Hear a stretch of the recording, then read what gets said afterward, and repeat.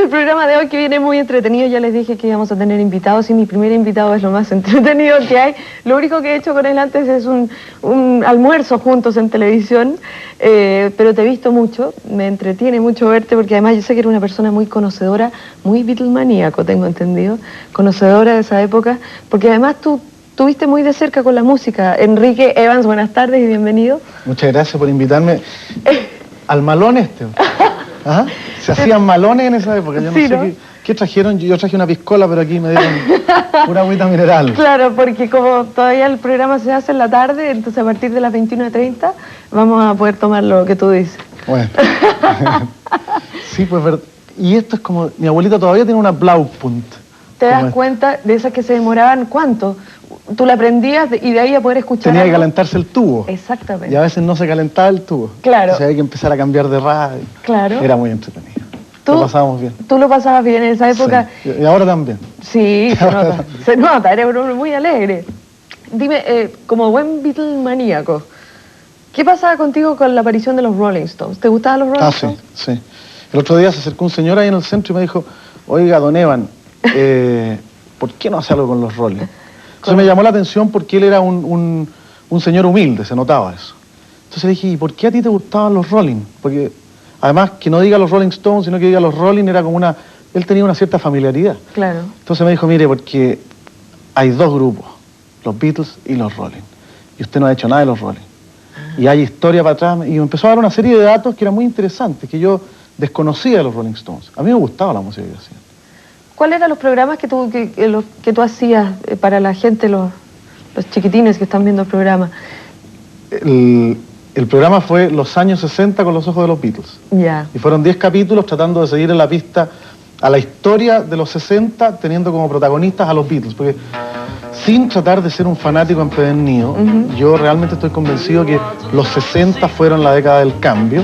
Y quien simboliza esa década fueron los Beatles, que la siguieron como protagonistas desde el origen hasta el final. Los Beatles se disuelven en el 70 y si uno quiere seguir en la pista, en realidad la década, un buen indicador son los Beatles. Y eso fue lo que tratamos de hacer en ese programa. No era propiamente un programa musical. Trataba de ser una historia de los 60, con los hitos de los 60, teniendo como protagonistas a los Beatles y su tiempo.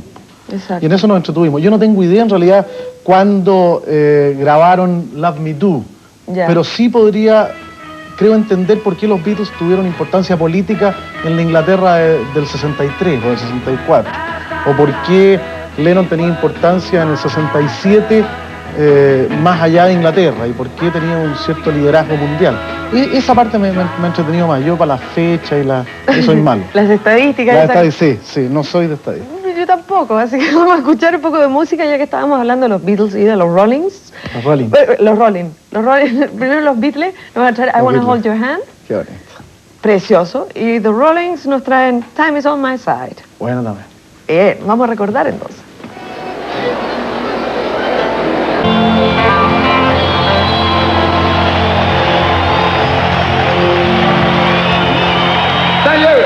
The Beatles y The Rolling Stones, mientras Enrique debe estar revisando una especie de almanaque. ¿Qué estás viendo?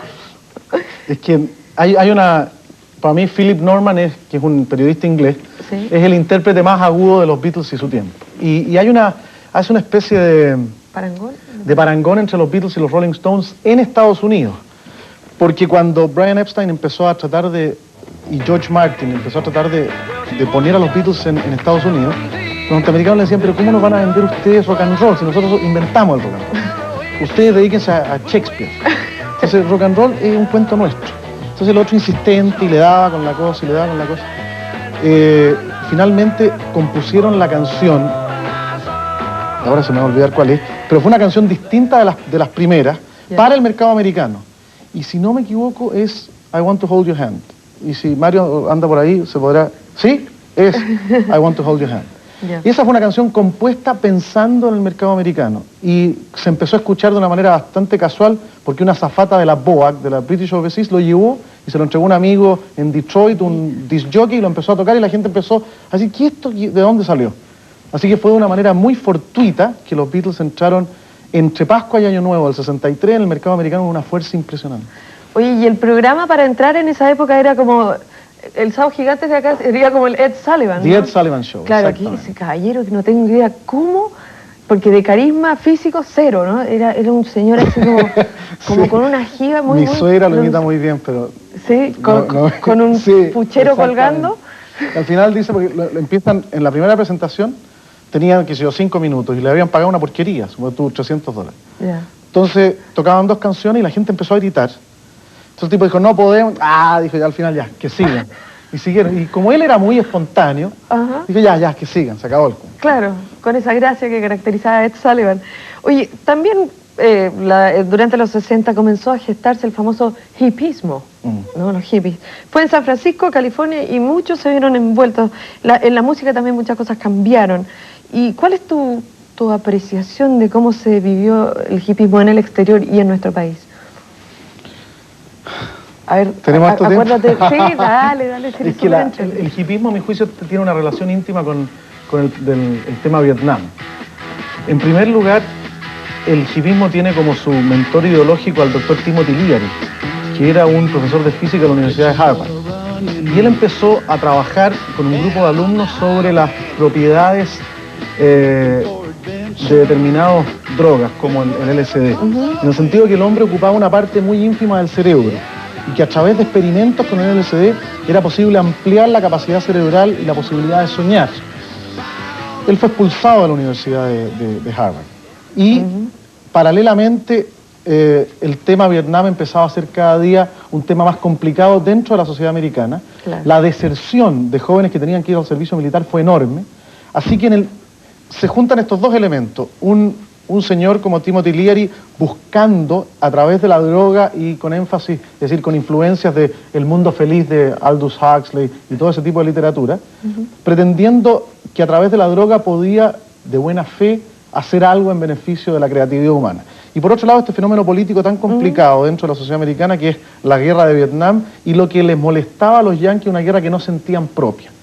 Y la gente empieza a desertar y a partir a California. De hecho, la inmigración hacia California es gigantesca.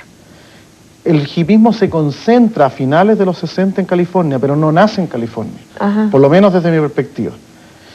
Y tal vez el grupo, hay un Electric Prunes y están los Doors, Sí. que también simbolizan un poco esa respuesta americana a la invasión británica. Te diría en una síntesis muy grosera, pero yo lo veo así. En Chile, ¿Y acá? nosotros sentimos en Chile el impacto de paz y amor en una época en que además la abundancia parecía que, en el fondo en el hemisferio norte parecía que la pobreza se había terminado. Entonces había que buscar otros elementos. El mundo ya había solucionado el problema de la pobreza, ahora que había que empezar a vivir en la abundancia. ¿Y qué es lo que había que hacer? Generar comunidades autosuficientes que se marginaran del consumo. Y se supone que en las primeras épocas del hippismo este fue un fenómeno que apoyó el gobierno americano. Y se empezó a volver en contra cuando las prácticas familiares de la paternidad común empezaron ya a ser un poco más chocantes a la moral protestante. ¿Te acuerdas de Woodstock, no? Sí, claro. Eso fue... Agosto del 69. Exacto. Jimi Hendrix, etcétera, etcétera. Jimi Hendrix, ¿te acuerdas que destroza con la guitarra Star Spangled Banner, que es la canción de Estados Unidos? El himno... Claro, ese era todo el símbolo, ¿no? Destrozar el establishment.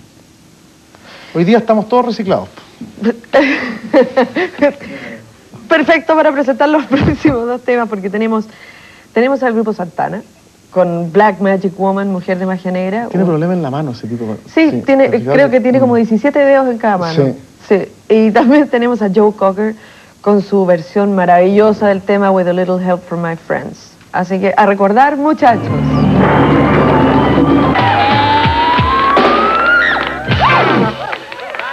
Oye, la rubia debe haber pasado mucho más tiempo que yo escarmenándose. Porque la verdad es que se deben haber demorado mucho más las mujeres antes de salir de sus casas porque estaban horas con ese mío araña que se hacían antes, ¿no? Claro. Una cosa grande aquí. Yo lo hice mucho más sobrio porque la verdad es que yo habría sido así en esta época. Y circuló la historia, incluso una persona que se había muerto, que tenía ese peinado, me acuerdo del tiempo, y que incubó una araña, claro, ¿Sí? Un caso bien famoso. Sí, el experto de los años 60 que está con una nostalgia, no lo vamos a mostrar, no se preocupe, porque no hay luz para allá y como estamos en blanco y negro, no se va para nada, porque usted es morenito. Bueno, oye, Mario, 1.000.000 lo hemos pasado, por lo menos yo lo he pasado muy bien, ¿y tú? Extraordinariamente bien. Aunque no te deje hablar nada. No, claro, no. Espero que sigas teniendo mucho éxito con el grupo, que sigas haciendo suspirar a miles y miles de personas que se enamoraron con las canciones de los Beatles. ¿Ah? Y las que se van a enamorar en el futuro también. Exactamente, exactamente. Así que a ustedes, amigos, tenemos una invitación para dentro de 10 años más, porque nos vamos a encontrar en la década de los 70 el próximo domingo en una nueva edición de Más Música. Gracias, Mario. Gracias a ti, Andrea, y a todo el equipo del programa. Hasta el próximo domingo.